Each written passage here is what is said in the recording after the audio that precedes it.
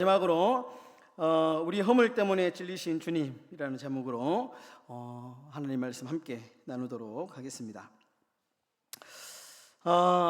예전에 제가 어떤 뉴스를 봤는데요, 화재 현장에서 자기 몸을 던져서 아이를 구한 어머니의 이야기였습니다. 어머니가 불이 타고 있는 집에 들어가서 아이를 이제 구했는데요, 무사히 아이는 구출이 되었습니다. 그런데 문제는 어머니가 아이를 구출하는 과정에서 아주 커다란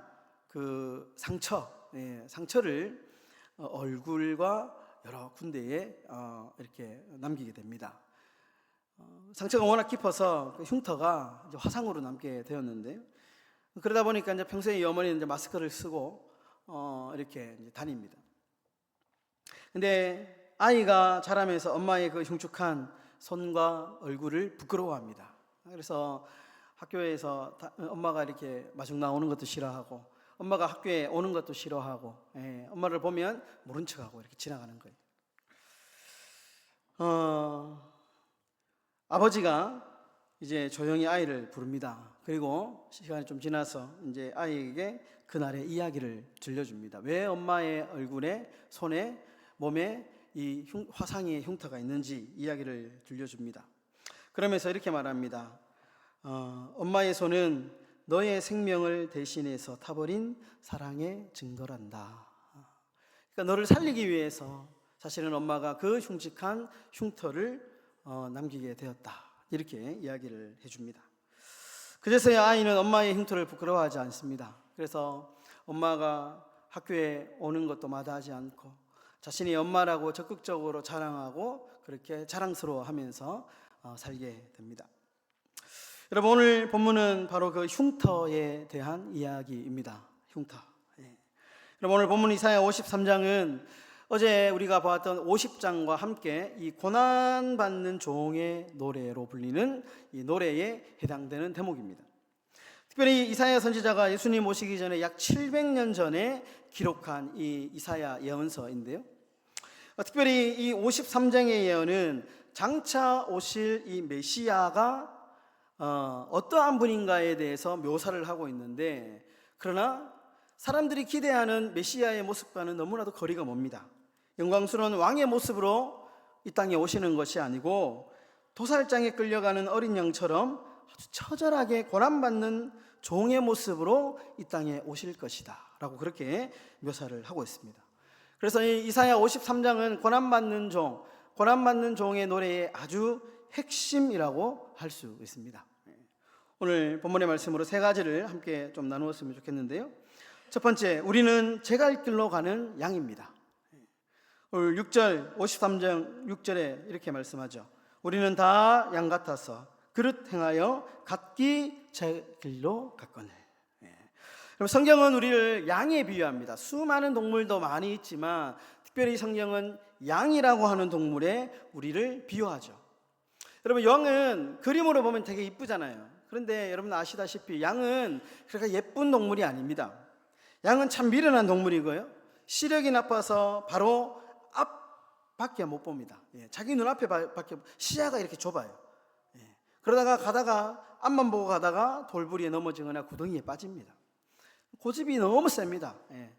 절대로 자신의 고집을 한번 다니던 길로만 다닙니다. 그러다 보니까 목자가 이 막대기로 훌에 차야만 고집을 꺾는답니다. 무엇보다 자기를 보호할 무기가 아무것도 없습니다. 반드시 목자의 보호 아래에 살아야만 양이 살아갈 수 있는 거예요. 그런 양이 오늘 목자를 떠나서 각기 제 길로 갔다, 이 말은 죽으러 갔다는 말입니다. 양은 절대로 자기 마음대로 가면 안 됩니다. 그것은 자기 마음대로 가는 순간 그거는 죽음의 길로 가는 것과 똑같기 때문에 그렇습니다. 여러분, 여기서 각기 제 길이라는 것은 내 인생의 주인 노릇을 하려고 하는 우리의 교만을 상징합니다. 여러분, 우리는 각기 제 길로 갑니다. 요즘 시대를 가리켜서 포스트 모더니즘 이렇게 얘기하죠. 자기가 옳은 시대입니다. 이제는 절대적인 진리를 인정하지 않습니다. 이제는 진리가 어디에 있느냐, 내가 진리다 이렇게 얘기합니다. 내가. 그래서 요즘에는 내가 중요합니다. 그래서 내가 싫으면 안 해도 됩니다. 조직 문화에서도 여러분, 우리가 옛날에 이제 직장생활 하시면 직장의 문화가 있잖아요. 규범, 규율이 있잖아요. 옛날에는 하기 싫어도 직장의 규범, 규율이 있기 때문에 하기 싫어도 했죠. 근데 요즘은 그렇지 않아요. 우리 MZ 세대라고 하는데 요즘에 젊은 세대들은 그렇게 안 한답니다. 저녁에 회식 있으면 저는 가기 싫습니다. 이렇게 하고 안 간대요. 옛날에는 억지로 가야 되잖아요. 조직 문화에 순응하기 위해서는. 요즘에는 저는 애인하고 약속 있고요. 저는 안 됩니다. 야근하려면 수당을 좀 더 주셔야 됩니다. 노골적으로 막 이렇게 한대요. 왜냐하면 내가 중요한 시대, 포스트 모더니즘, 각기 제 길로 살아가는 시대를 살고 있기 때문에 그렇다라는 겁니다. 여러분, 하나님의 통치를 거부하고 내 자존심, 내 계획, 내 본능이 이끄는 대로 사는 것이 각기 제 길로 살아가는 우리의 모습이다라는 겁니다. 여러분, 심리학에서 이러한 현상을 가리켜서 자기 중심성의 감옥에 갇혔다 이렇게 얘기합니다. 여러분, 생각해보면 하나님을 떠난 세상의 모든 인간은 다 자기 중심성의 감옥에 빠져 있습니다. 그래서 목자 없는 양처럼 이리저리 방황하는 그러한 삶을 우리는 살고 있습니다. 여러분, 역사 속에서 스스로 인생의 완벽한 주인이 되고자 했던 인물 딱 한 사람만 뽑으라고 한다면 나폴레옹입니다. 여러분, 그런 유럽 전체를 자기 발 아래에 두었죠. 그러면서 내 사전에 불가능이란 없다 그렇게 외쳤습니다. 그러나 여러분, 그 말년을 보면 너무나도 초라한 인생으로 마감하게 되죠. 한 섬에서 초라한 유배 생활로 그의 인생은 막을 내립니다. 그가 죽음을 앞두고 그의 자서전에서 이런 기록을 남깁니다. 나는 칼로 세상을 정복하려 했으나 결국 아무것도 남기지 못했다. 그러나 나사렛 예수는 오직 사랑으로 오늘날까지 수억 명의 마음을 다스리고 있다. 사랑하는 성도 여러분, 각기 제 갈 길로 가는 인생의 주인이 내가 되는 그런 어리석은 양이 아니라 주님이 주인 되시는 인생 살아가시기를 예수님의 이름으로 축원합니다. 두 번째로, 주님은 우리의 허물과 죄악 때문에 찔리고 상하셨습니다. 5절의 말씀인데 우리 다 같이 한번 읽어보도록 하겠습니다. 시작. 그가 찔림은 아멘. 여기까지 읽겠습니다. 여러분, 찔리다 라는 말은 히브리어로 할랄이라는 말입니다. 찔리다, 구멍이 뚫어지다, 치명적인 상처를 입다 라는 뜻입니다. 상하다 라는 말은 다카라는 히브리어 다카, 가루가 되도록 으깨어지다. 다카, 가루가 되도록 으깨어지다. 여러분, 우리 주님은 십자가에서 온몸에 구멍이 뚫리고 가루가 되시면서 처참하게 죽으셨습니다. 700년 전에 이사야 선지자가 우리가 기다릴 메시아는 어떤 메시아냐, 찬란한 옷을 입고 왕관을 쓰고 전 세계를 평정하는 그런 왕의 모습이 아니라 온몸에 구멍이 뚫어지고 피를 철철 흘리면서 가루가 되도록 으깨지는 종의 모습으로 오시는 이가 바로 우리의 메시아가 될 것이다, 그렇게 예언을 했다라는 겁니다. 여러분, 왜 주님이 이토록 처참하게 죽었습니까? 바로 저와 여러분들의 허물과 죄악 때문에 우리 예수님께서 이토록 처참하게 온몸에 피를 흘리시며 처참하게 십자가에서 돌아가셨다라는 겁니다. 여러분, 우리가 사는 도시 아래에는 정화조가 있습니다. 오늘 정화조가 너무 잘 되어 있죠. 그래서 집에서 온갖 오물과 더러운 것들을 버리면 다 이 정화조로 모입니다. 여기서 이제 처리를 하는 것이죠. 그럼 만약에 그 정화시설이 오물을 다 받아내지 못한다면 어떻게 되겠습니까? 상상을 한번 해보십시오. 온 도시가 오물투성이, 냄새로 진동해서 사람이 살 수 있는 공간이 되지 못하죠. 여러분, 예수님은 인류 역사상 가장 거대한 영적인 정화조가 되셨습니다.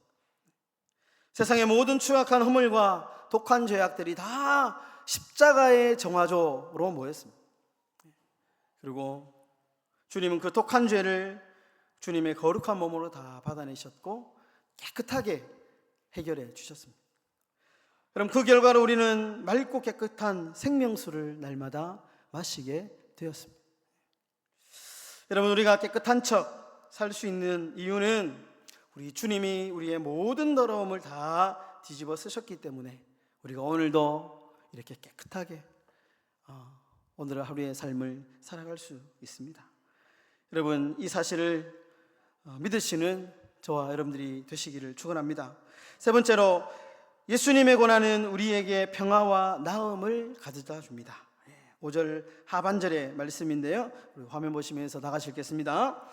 그가 징계를 받음으로 우리는 평화를 누리고 그가 채찍에 맞음으로 우리는 나음을 받았도다. 여러분, 오늘 잘 보시면 성경은 아주 놀라운 거룩한 교환을 선포합니다. 주님이 징계를 받으면 우리가 샬롬, 평화를 얻었다. 주님의 살이 찢겨지고 떨어졌기 때문에 우리의 영혼의 고질적인 질병과 상처가 낫게 되었다. 아주 어떻게 보면 정말 멋진 어떤 하나의 명문장이죠. 거룩한 교환이다.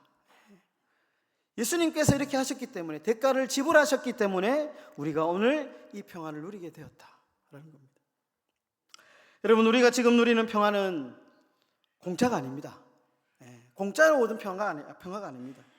희생의 대가로 주어진 너무나도 고귀한 평화입니다.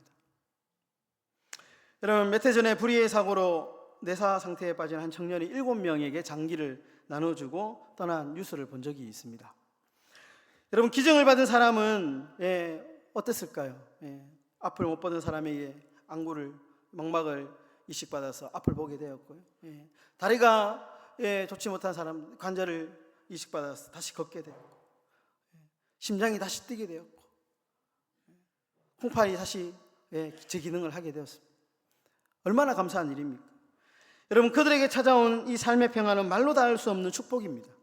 여러분, 그런데 이들이 누리는 이 말로 다 할 수 없는 축복은 기증 받은 분들에게는 공짜일 수 있지만, 그러나 기증을 한 청년과 그 가족에게는 공짜가 아닙니다. 엄청난 결단과 엄청난 헌신과 희생의 대가가 있었기 때문에 7명의 사람들이 그렇게 삶의 연장, 생명을 얻게 된 것입니다. 그것은 목숨값이었다라는 겁니다. 여러분, 로마 제국 전성기를 가리켜서 팍스 로마나라고 합니다. 로마의 평화. 로마가 너무 평화로운 시기에 팍스 로마나. 전 세계가 로마의 법안에 평화로운 시대가 있었습니다. 여러분, 그런데 이 로마의 평화가 어떻게 찾아왔느냐? 역사를 살펴보면 황제의 어떤 정치나 그 당시에 어떤 사람에 의해서 이 로마의 평화가 찾아온 게 아닙니다. 역사를 여러분 살펴보면 이 평화의 이면에는 원형 경기장에서 짐승의 밥이 되고 십자가에 매달려서 순교당했던 수많은 그리스도인들의 피의 대가로 313년 로마의 기독교가 국교로 승인이 된 겁니다. 여러분, 그러므로 교회의 평화는 황제의 자비가 아니라 순교자들의 피의 토양 위에서 꽃을 피운 겁니다. 여러분, 우리가 누리는 영생의 평화, 이것은 하나님께서 독생자를 잃는 아픔을 견디고 주신 눈물의 대가, 눈물의 선물임을 기억하시기를 축원합니다. 말씀을 정리하겠습니다. 여러분, 하와이 몰로카이 섬에서 나병 환자를 돌봤던 다미안이라고 하는 신부님이 있습니다. 이 다미안 신부님의 일대기가 있는 책이 있는데요, 이 다미안이라고 하는 신부는 평생 이 몰로카이 섬에서 손양원 목사님처럼 나병 환자를 위해서 평생을 헌신했던 신부님입니다. 근데 재미있는 일화가 있어서 소개를 좀 해드리고 싶은데요, 초창기에 이제 이 다미안 선교사님이 섬에 들어가서 나병 환자를 이제 도와주는데 나병 환자들이 다 경계를 하는 겁니다. 처음에는 몰랐어요. 근데 아무리 친절을 베풀고 아무리 좋은 것을 갖다 줘도 마음이 열리지가 않습니다. 이유를 들어보니까 당신은 건강하기 때문에 우리의 고통을 모릅니다. 쇼하지 마십시오. 이렇게 얘기해요. 그러면서 마음을 열지 않는 겁니다. 그래도 이 담양 선교사님은, 신부님은 포기하지 않고 최선을 다해 섬기는데요. 그러던 어느 날 신부님이 실수로 발에 끓는 물을 이렇게 쏟았는데 통증을 느끼지 못합니다. 알고 보니까 자신도 나병에 걸리게 됩니다. 그때 신부님은 눈물을 흘리면서 이렇게 기뻐하며 기도했다고 합니다. 하나님, 이제야 제가 저들과 똑같이 아플 수 있게 되어서 감사합니다. 이 사건이 있고 난 뒤부터 몰라카이 섬에 있는 나병 환자들이 마음의 문을 열기 시작해요. 이제는 신부님이 하는 게 쇼가 아니고 진심이구나 라는 것을 깨닫게 되었다는 겁니다. 여러분, 하나님이 우리와 똑같이 창에 찔리고 똑같이 목에 박히는 고통을 겪으신 이유가 있습니다. 그것은 예수님이 그 고난은 쇼가 아니기 때문에 그렇습니다. 우리의 아픔을 단순히 아는 것이 아니라 함께 겪기 위해서, 함께 동참하기 위해서 우리 예수님은 찔리고 피 흘리고 십자가에서 죽으셨습니다. 몸소 이것을 다 경험하셨습니다. 우리 사랑하는 성도 여러분, 우리가 한 주간, 고난주간 이 귀한 기도회를 보내면서 우리가 딱 두 가지 한번 실천해 봤으면 좋겠습니다. 먼저 여러분, 아침에 눈 뜰 때마다 이렇게 한번 선포해 보면 어떨까요? 주님이 죽으심으로 내가 살았습니다. 눈 뜰 때마다. 여러분, 하루하루가 공짜가 아닙니다. 선물이죠. 어떤 제가 모시던 목사님이 그런 설교 중에 했던 말씀이 기억나는데, 우리가 밤에 눈을 감았을 때 아침에 눈을 뜬다는 보장이 어디에 있냐, 그렇게 말씀하시는 거예요. 맞죠? 여러분, 주무실 때 내일도 찬란한 태양을, 뜨는 태양을 두 눈으로 보게 하여 주십시오. 그렇게 기도하시고요. 아침에 눈을 떴을 때 주님이 죽으심으로 내가 오늘 살았습니다. 그렇게 한번 선포해 보십시오. 두 번째 실천 사항은 주님이 나를 위해 평화의 제물이 되셨듯이 나도 누군가와 평화를 만드는 피스메이커가 되겠습니다. 그럼 그렇게 한번 고백하며 실천하면 어떨까 생각이 되어 봅니다. 여러분, 주님의 흉터가 우리의 생명이 되었습니다. 여러분, 그 은혜로 살아가시는 복된 삶이 다 되시기를 예수님의 이름으로 축원합니다.